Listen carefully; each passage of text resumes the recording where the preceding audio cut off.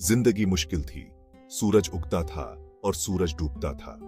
जिंदगी और काम सब कुदरत के हिसाब से चलता था। ज्यादातर लोग खेती करते थे, उनकी जिंदगी मौसम के हिसाब से चलती थी। जो खाते थे, उगाते थे, जो पहनते थे, बनाते थे। वो जमाना सीधा साधा था, लेकिन आसान नहीं था। सफर धीमे होते थे और बहुत मुश्किल। घोड़े और बैल गाड़ियां खींचते थे और नाव हवा और मजदूरों के दम पर चलती थीं। दूरियां बहुत ज्यादा लगती थीं, खबरें धीरे धीरे पहुंचती थीं। दुनिया बहुत बड़ी थी और मौके बहुत कम। फिर धीरे धीरे बातें होने लगीं, बदलाव की अफवाहें उड़ने लगीं। नई नई खोज करने वाले लोग, नई नई चीजें बनाने वाले लोग अपनी उत्सुकता की वजह से नए नए आइडियाज पर काम कर रहे थे। वो कुदरत की ताकत को अपने काबू में करना चाहते थे। उन्हें क्या पता था कि वो एक बहुत बड़ा बदलाव लाने वाले हैं। दुनिया बदलने वाली थी। मेहनत और हाथ से काम करने का जमाना खत्म होने वाला था। मशीनों का एक नया युग शुरू होने वाला था। स्टीम इंजन सुनने में तो आसान लगता है, पानी गर्म करो, भाप बनाओ और उससे पिस्टन चलाओ। लेकिन इस आसान से विचार ने ऐसी ताकत को जगाया जिसकी किसी ने कल्पना भी नहीं की थी। अब इंसान अपनी ताकत या कुदरत के आगे लाचार नहीं रहेंगे। एक नाम सबसे ऊपर आता है, जेम्स वॉट। उसने स्टीम इंजन की खोज नहीं की, लेकिन उसने उसे और बेहतर बनाया। उसके किए हुए काम की वजह से इंजन और ज्यादा ताकतवर और काम करने वाला बन गया। दुनिया अब पहले जैसी नहीं रहेगी।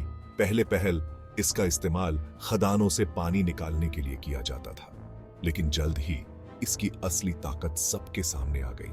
कारखाने अब मशीनों से चल सकते थे। बिना पटरियों के ट्रेनें दौड़ सकती थीं और जहाज हवा के विपरीत भी चल सकते थे। अब तो लग रहा था कि कुछ भी संभव है। कपड़े बनाने का काम सबसे पहले स्टीम इंजन का असर महसूस किया। कताई और बुनाई जो पहले घरों में हाथों से होती थी, अब बड़े बड़े कारखानों में होने लगी। भाप से चलने वाली मशीनें पहले से कहीं ज्यादा तेजी से और सस्ते में कपड़ा बना सकती थीं। कपास जैसे कच्चे माल की मांग बहुत तेजी से बढ़ गई। व्यापार के नए रास्ते खुल गए जो अलग अलग महाद्वीपों को जोड़ते थे और दुनिया भर में व्यापार को बढ़ावा देते थे। पलक झपकते ही लोग अमीर और गरीब बन रहे थे। स्टीम इंजन एक वजह बना जिससे दूसरे उद्योगों में भी नए नए आविष्कार हुए। लोहे का उत्पादन बढ़ गया क्योंकि ज्यादा से ज्यादा मशीनें बनाने के लिए इसकी जरूरत थी। कोयले की खदानों का काम तेजी से बढ़ा क्योंकि यही वो ईंधन था जो इस क्रांति को आगे बढ़ा रहा था। भाग 4, अंदरूनी शक्ति। कोयला और लोहा। कोयला जो कभी एक साधारण पत्थर हुआ करता था, अब काला सोना बन गया था। इसकी ऊर्जा जो गर्मी के रूप में निकलती थी, स्टीम इंजन की भूख को शांत करती थी। खदानें बढ़ती गईं और हजारों लोगों को काम मिला।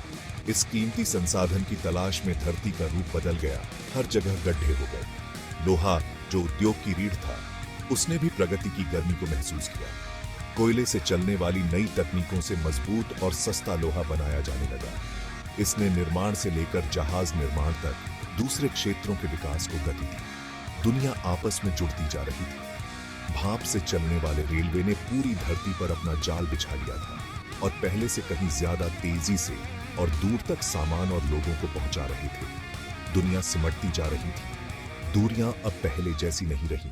भाग 5, शहर और कारखाना। स्टीम इंजन की वजह से कारखाना प्रणाली का जन्म हुआ, जिसने लोगों को काम की तलाश में गांवों से शहरों की ओर खींचा। शहरों की आबादी बढ़ती गई और नए लोगों को रहने की जगह देने के लिए शहरों को संघर्ष करना पड़ा। कारखानों में जिंदगी बहुत कठिन थी। लंबे काम के घंटे, खतरनाक माहौल और कम वेतन आम बात थी, लेकिन कई लोगों के पास यही एकमात्र विकल्प था। औद्योगिक क्रांति एक नई सामाजिक व्यवस्था का निर्माण कर रही थी, जहां एक तरफ प्रगति थी तो दूसरी तरफ असमानता। शहर अवसर और निराशा दोनों के केंद्र बन गए। ये नवाचार और रचनात्मकता के केंद्र थे, लेकिन गरीबी और अपराध भी यहीं पनपते थे। अमीर और गरीब के बीच की खाई चौड़ी होती गई, जिससे नए सामाजिक तनाव पैदा हुए। भाग 6, स्टील से तराशी गई विरासत। औद्योगिक क्रांति केवल मशीनों और कारखानों के बारे में नहीं थी। यह जीने, काम करने और दुनिया के साथ बातचीत करने के तरीके में एक बहुत बड़ा बदलाव था। इसकी विरासत आज भी हमारे आसपास मौजूद है। इससे पैदा हुई तकनीकें आज भी हमारी जिंदगी को आकार देती हैं, हमारी कारों से लेकर हमारे स्मार्टफोन तक। इससे पैदा हुई चुनौतियां, सामाजिक असमानता से लेकर पर्यावरण को नुकसान, आज भी हमें परेशान करती हैं। आज हम जिस दुनिया में रहते हैं, वह अच्छी हो या बुरी, औद्योगिक क्रांति का ही नतीजा है। यह अभूतपूर्व बदलाव का समय था, एक ऐसा समय जिसने मानव इतिहास की धारा को हमेशा के लिए बदल दिया।